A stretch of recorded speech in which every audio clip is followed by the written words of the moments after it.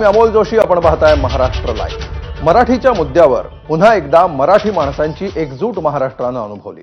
गेल्या काही दिवसांपासून मीरा भाईंदर भागामध्ये उफाळलेल्या मराठी अमराठी वादावर आज मनसेनं मोर्चाची हाक दिली।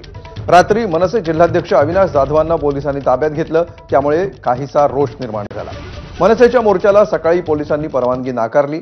सकाळी 10 वाजल्यापासून मीरा रोड बालाजी हॉटेल चौकामध्ये अभूतपूर्व राडा सुरू होता। शेकडो मनसे कार्यकर्ते आणि ठाकरेंच्या शिवसेनेच्या कार्यकर्त्यांसह विविध संघटनांचे पदाधिकारी आणि स्थानिक नागरिक एकत्र आले होते। पोलिसांनी मोर्चाला अटकाव केल्यावर पोलीस आणि आंदोलकांचा जोरदार संघर्ष उफाळला। पोलिसांनी शेकडो कार्यकर्त्यांना ताब्यात घेतलं। आंदोलकांनी ठिय्या आंदोलनाचा प्रयत्न केला।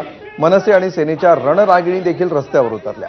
त्यांचीही पोलिसांशी बाचाबाची झाली आणि काही ठिकाणी धक्काबुक्की झाली। अखेर या संघर्षाची अगदी मुख्यमंत्र्यांपर्यंत दखल घेतली गेल्यानंतर दुपारी 12:15च्या सुमाराला मनसेनं आहे त्याच मार्गावरनं मोर्चा काढला।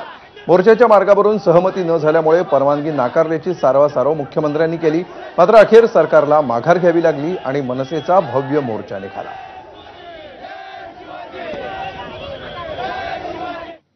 दरम्यान आंदोलनाला पोलिसांनी परवानगी नाकारल्यावर परिवहन मंत्री प्रताप सरनाईक यांनी संताप व्यक्त केला। पोलीस दादागिरी आणि गुंडगिरी करतायत असा आरोप त्यांनी केला आणि विधानसभेतून तडक सरनाईक हे मोर्चामध्ये सहभागी होण्यासाठी मीरा रोडमध्ये दाखल झाले। मात्र मीरा रोडला पोहोचलेल्या सरनाईक यांना आंदोलकांनी अक्षरशः हुसकावून लावलं। मोर्चेकऱ्यांनी सरनाईकांविरोधात 50 खोके एकदम ओकेच्या घोषणा दिल्या। अखेर लोकांच्या रेट्यापुढे माघार घेत प्रताप सरनाईक या आंदोलनातून माघारी निघून गेले। मात्र सरनाईकांना मिळालेल्या वागणुकीवर मोर्चाचे आयोजक अविनाश जाधव यांनी नाराजी व्यक्त केली। मराठी एकीकरण समितीच्या कार्यकर्त्यांनी तो मोर्चाचं आयोजन केलं होतं। एकीकडे कुठल्याही पक्षाचा त्याच्यामध्ये नव्हतं, काहीतरी कुठल्या तरी राजकीय पक्षाचे नेते मंडळी त्यामध्ये सहभागी झाले होते।